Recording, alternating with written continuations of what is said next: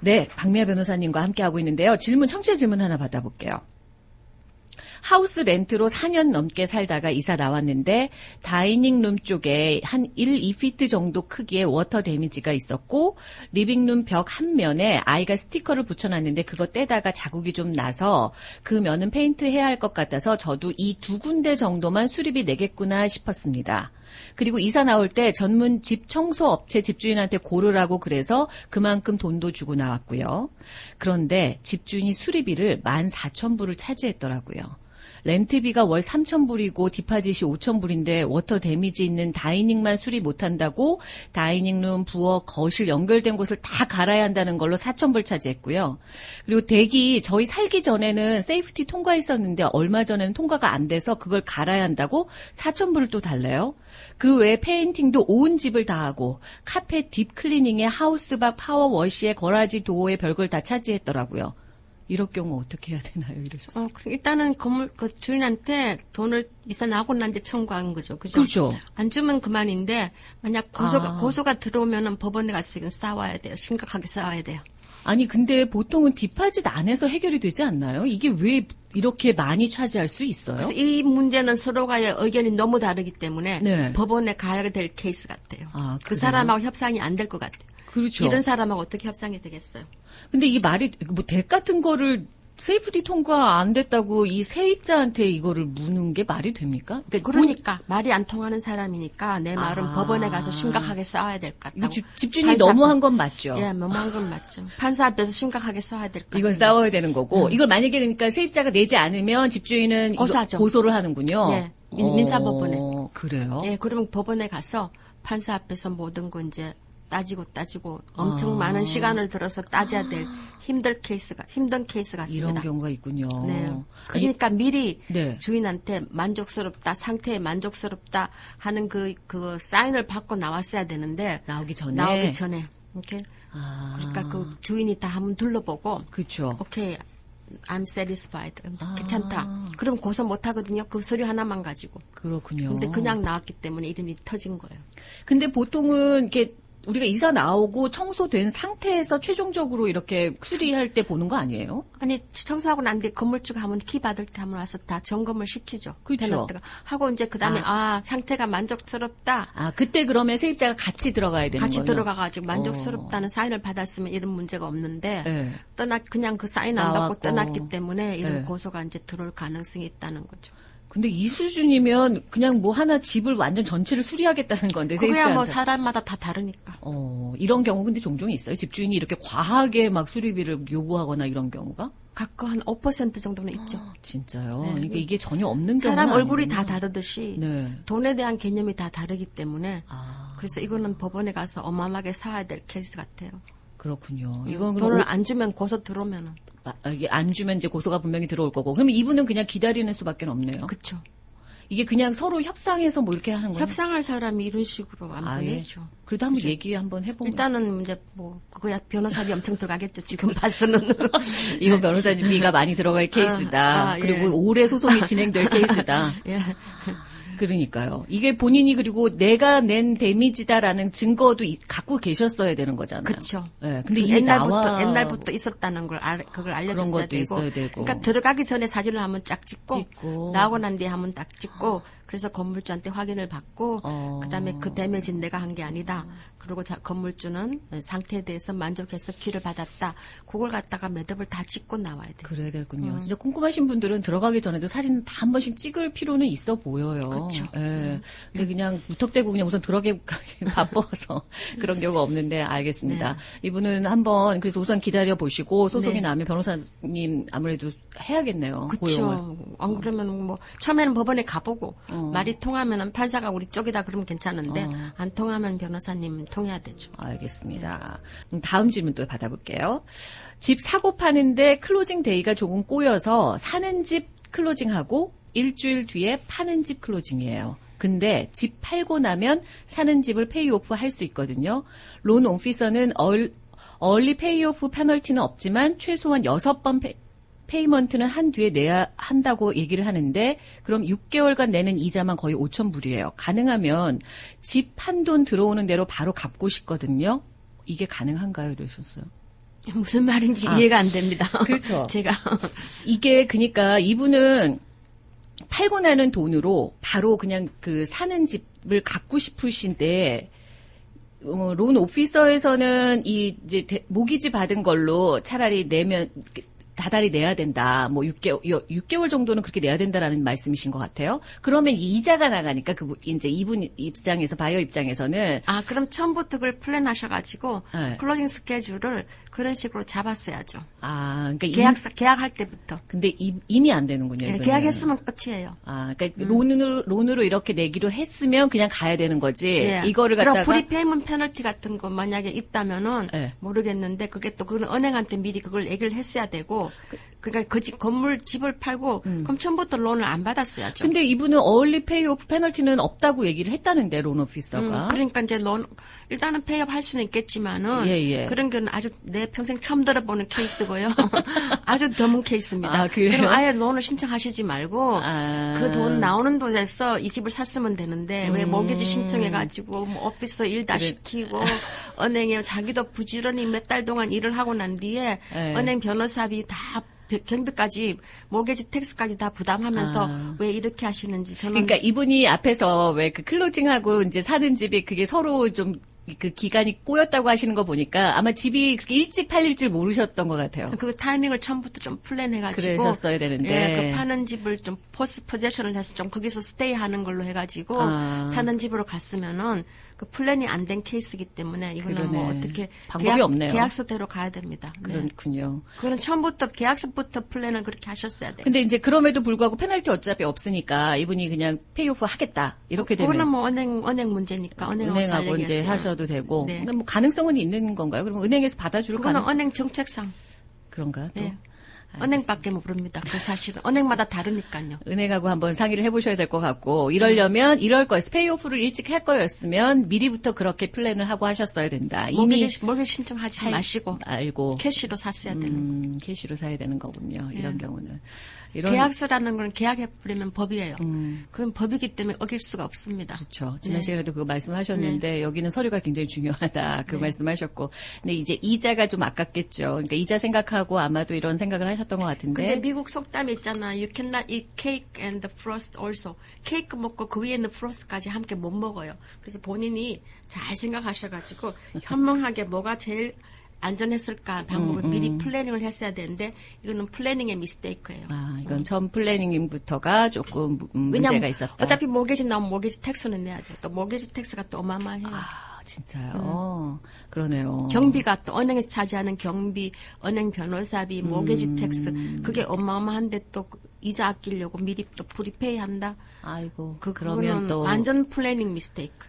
그러면 또 더 문제가 또 꼬일 수도 있으니까 이분은 그냥 가시는 게 또 오히려 나을 수도 있겠네요. 본인이 딴 방향으로 생각하셔가지고 그 방법은 힘드니까요.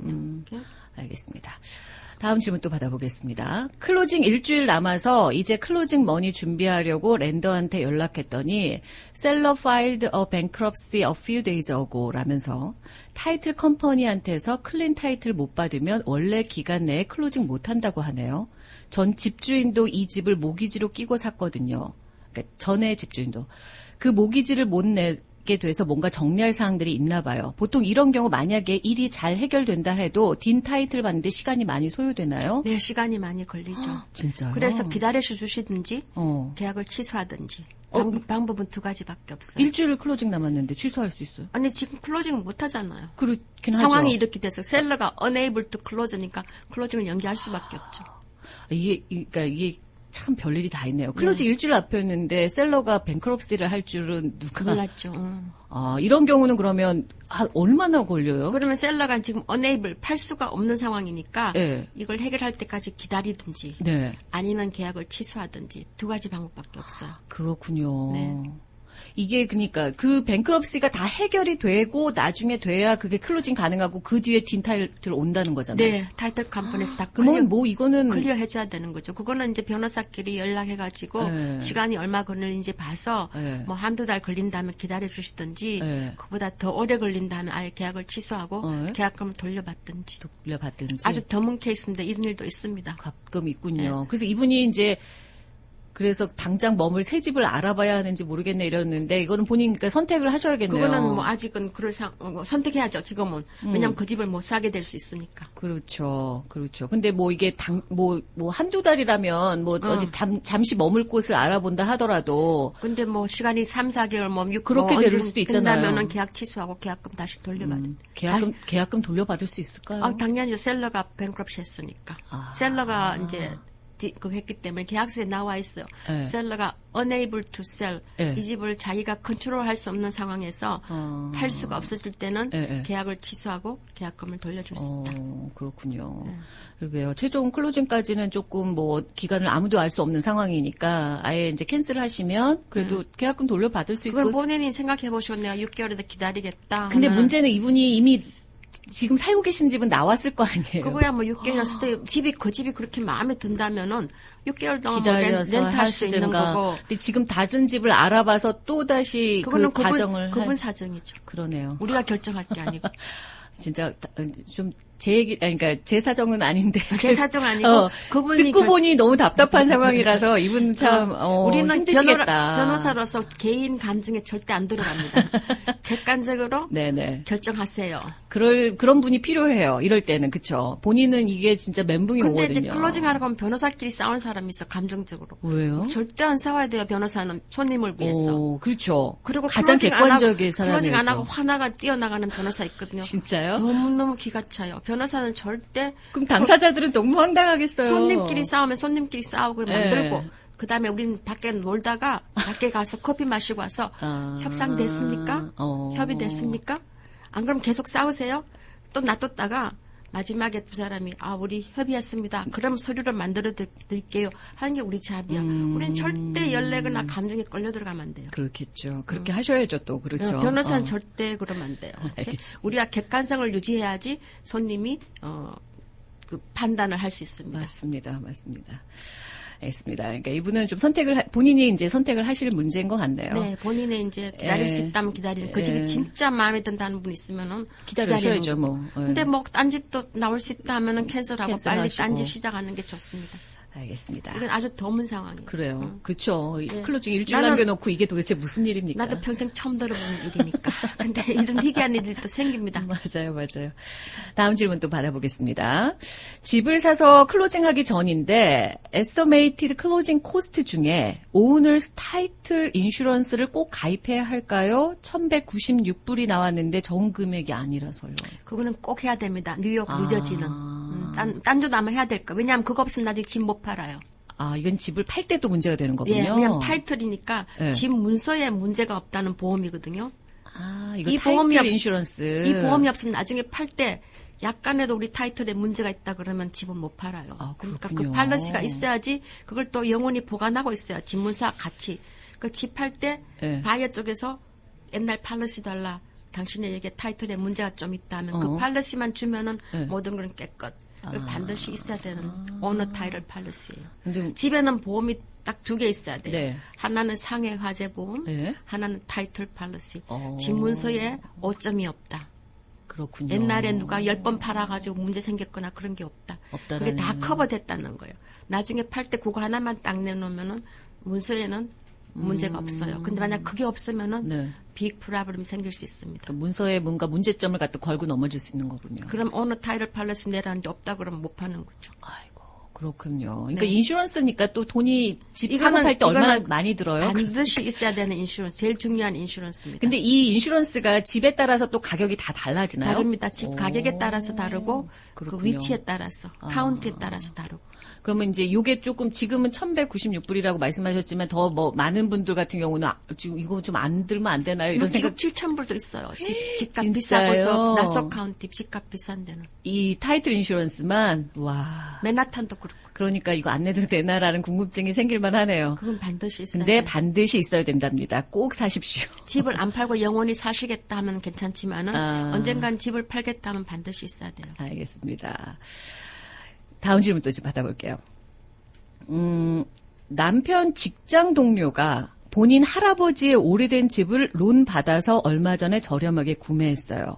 근데 그 동료가 한 말이 오래된 집을 리노베이션해서 예를 들면 이번에는 현관, 다음에는 주방 이런 식으로 하나씩 끝낼 때마다 집 밸류를 올려서 은행 가서 이자를 낮춰서 모기지 먼슬리 페이먼트를 처음 1년보다 적게 내고 있다는데 이게 가능한 일인가요? 은행에 물어보셔야 됩니다. 아, 죄송합니다. 저는 언니 러이어. 저는 변호사입니다. 그렇군요. 알겠습니다. 이거는 은행에 물어보시고요. 다음 질문 그러면 한번 여쭤볼게요. 제가 작년에 레이오프 후 이번에 집을 사려고 알아봤는데 실업 상태라 론이 안 된다고 합니다. 그래서 아들이 론을 받기로 하고 요즘 집을 알아보고 오퍼가 수락돼서 클로징이 다음 주입니다. 아들이 론을 받고 제가 9만 불 다운페이를 기프트머니로 바로 에스크로로 와이어하기로 했는데 이럴 경우 공동명의하고 후에 제 이름을 디드해서 뺄 수 있을까요? 이러셨어요.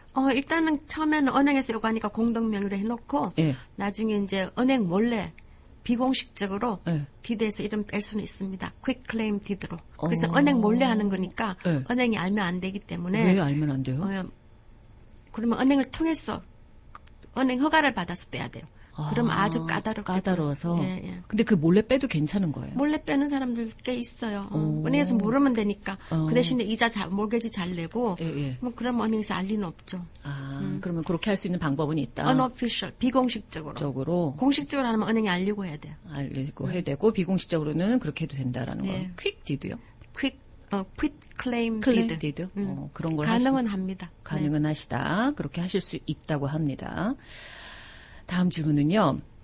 집 앞에 엄청 큰 나무가 있는데 그 나무가 너무 크고 집이랑 가까워서 인스펙터도 remove recommend 했는데 셀러가 the seller declined. No damage to the house was mentioned by inspector. Not an appropriate inspection request라고 썼네요. 제 영어가 조금 잠깐만. 어쨌든 집주인 셀러는 이거를 그 나무를 안 치워주겠다는 거죠. 인스펙터가 그 집에는 이걸로 나무로 인한 데미지는 없을 거다라고 얘기를 했대요. 네. 그러면은 일단은 셀러한테 나무 없애달라 할 권한은 없고. 없어요? 새 집에 사는 게 아니고 있는 그대로 사기 때문에. 아. 셀러는 모든 집이 작동만 되면 돼요.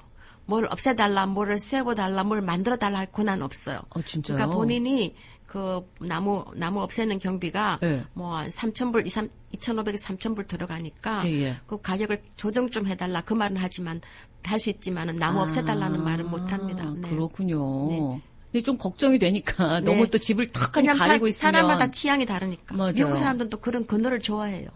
근데 또 우리 한국 사람은 햇빛을 좋아하니까. 그렇죠. 그래서 결국은 이제 본인이 원하면 본인이 들어가서 없애야 되는 거예요. 그런 거군요. 그러니까 셀러가 그거를 없애줄 의무는 없다. 하나도 없어요. 오. 아무도 안 해줍니다. 그런 거군요. 나무까지 없애달라 그러면 그거 좋아하는 사람한테 팔지. 네. 그렇게 왜 그렇게 팔겠어요, 그죠? 나무 없애는 게 장난 아니거든요, 그거. 그럼요. 그거 큰 차가 와가지고 그냥 막 톱밥으로 하는데 엄청 힘들어요. 돈도 많이 들다고 하더라고요. 한 3,000불에 3,500불 들어가요. 나무 하나 없애는데요. 네. 그러니까 이거는 셀러한테는 요구하시기는 좀 어려운데. 사람마다 취향이기 때문에 또 나무를 좋아하는 사람이 있으니까. 그렇군요. 근데 인스펙터가 그 리코멘드를 했다 하더라도 전혀 그거는 셀러 마음입니다. 네. 그렇군요. 알겠습니다. 인스펙터가 레코멘드를 했지, 추천을 했지 하라는 말 안 했고. 아니니까요. 그럼 강제성이 없는 거군요. 네, 없는 거죠. 근데 인스펙터가 강제로 이거 해야 된다 이렇게 하는 경우도 있어요? 없어요. 인스펙터는 그냥 이런 데미지가 있다. 집에 대한 것만 객관적으로 해주는 거지 나무에 대해서 코멘트 할 권한도 없어요. 그런 건 없다. 알겠습니다. 미국은 참 이 나무가 문제긴 해요. 그렇죠? 네, 집을 그쵸. 사고 팔 때. 네. 네. 근데 우리는 이제 보통 안 좋아하는데 네. 또 나무 좋아하는 사람들이 또 있으니까. 그래요. 근데 그런 경우는 있더라고요. 집 앞에 정말 이렇게 진짜 정면으로 나무가 탁하니 가로막고 있는 거 싫어하시잖아요, 한국 분들은. 네. 근데 미국 사람들은 좋아요. 그거 좋아하죠. 네. 그 밑에 그늘에 맨날 노인들이 앞에 나가 놀다가 아니면 좀 옆에 있어도 괜찮은데 굳이 가운데 있어. 우리 한국 분들은 금방 잘라버리더라고요. 맞아요. 앞에 좀 확 튀어야 된다고 생각을 하시잖아요. 그러니까 취향에 따라서. 맞아요. 알겠습니다. 다음 또 질문 받아볼게요. 한국에서 집한 돈으로 미국에서 집을 구매하려고 합니다. 현금으로 70만 불짜리 집을 구매하는데 그 금액을 바로 타이틀 회사의 에스크로에 송금시키고 2, 3일 후에 클로징할 수 있나요? 아니면 미국에 제 계좌로 송금시켜서 어느 정도 기간은 두어야 하나요? 당연하죠. 타이틀 컴퍼니 사기꾼이 얼마나 많은지 아세요? 그러니까 자기 개인 구자로 일단 우선은 송금해서 송금하고 그다음에 이제 클로징 변호사 통해서 모든 걸 해야 되는 거죠. 아, 이게 처음부터 막 이렇게 타이틀 컴퍼니 어떻게 아세요? 그거는 우리도 못 믿는데.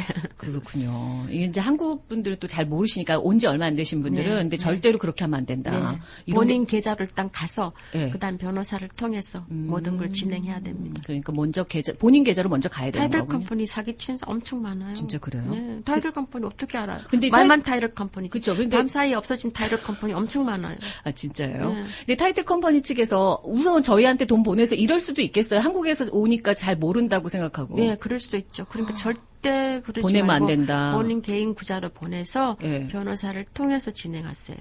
먼저는 그렇게 하셔야 되는 거군요. 네, 이거 주의하셔야겠어요. 캐시로 이렇게 집 사는 것도 가능한 거죠? 가능하죠. 네. 근데 캐시로부터 조심해야 돼요. 그래요? 돈을 일단 와야 하면은 그 다음에 받아낼 수가 없어요. 그죠? 저기 그러니까 들어가 버리면. 네. 이런 경우는 캐시 집 사시는 경우는 특히 진짜 와이어는 내가 절대 레코멘드 안 합니다. 저는 항상 보증수표. 은행 가서 서리파이 책으로 하라 그러지.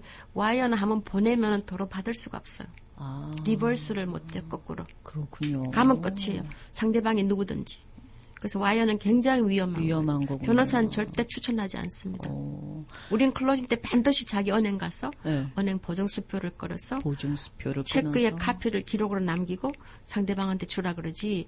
와이어는 뭐 아주 믿지 못하는 방법이에요. 위험할 수 있다. 네. 워낙 근데 요즘에 인터넷 뱅킹이나 이런 것들을 익숙하시니까 그냥 아무 생각 없이 보내시는데 그러지 마시라. 보증수표 반드시 하셔라라는 메이크 겁니다. 쇼 하셔야 돼요. 오케이? 알겠습니다. 마지막 질문이 될까요? 집 명의가 저와 딸로 돼 있다가 딸 이름으로만 타이틀을 바꾸면 세금은 어느 정도 누가 내게 되나요? 집 산 지 2년 정도 됐고 45만 달러에 샀는데 지금 시세가 58만이에요. 일단은 몰게지가 있기 때문에 네. 은행한테 알리면은 본인 이름 못 빼게 할 거예요. 그죠? 그렇게. 어마어마하게 서류 복잡하게 못 빼게 하니까 아까 말했듯이 비공식적으로 본인은 빠질 수가 있는데 네. 그럼 딸이 이제 몰게지를 꼬박꼬박 잘 내야 되고 그다음에 이제 은행에 그 융자 잘 내면은 은행이 알 수 있는 방법은 없어요.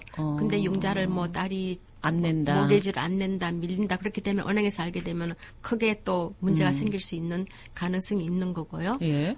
그다음 질문은 텍스 무슨 부동산 텍스 집 산 지 2년 정도, 예. 그러니까 세금은 어느 정도 당연히 딸 이름으로 세금이 나가야 되는 거 아니에요? 만약에? 세금 종류가 여러 가지가 있기 때문에 지금 무슨 세금을 말씀하시는지 구체적으로 부동산세가 있고, 예. 그다음에 캐피털 게인 텍스, 예. 한국말로 강가소득세, 예. 가만히 앉아서 벌은 그 텍스도 있고, 예. 양도세도 있고, 트랜스퍼 텍스, 그러니까 집문서를 누구한테 양도할 때 내야 되는 세금도 있고. 부동산세 말씀하시는 거 아닐까요? 부동산세는 이제 그 집이 나오는 부동산세는 딸 이름으로 나오니까 딸 이름으로 나오고 본인이 65세 넘어가지고 만약 그 텍스 익셈션 약간 그 감소 깎는 베니핏이 있다 그러면 그 베니핏은 없어져요.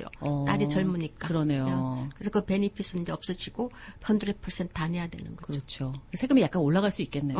올라가고 이런 경우는 본인 이제 엄마를 빼면은 딸로만 하면은 그럴 수 있다라는 말씀이십니다.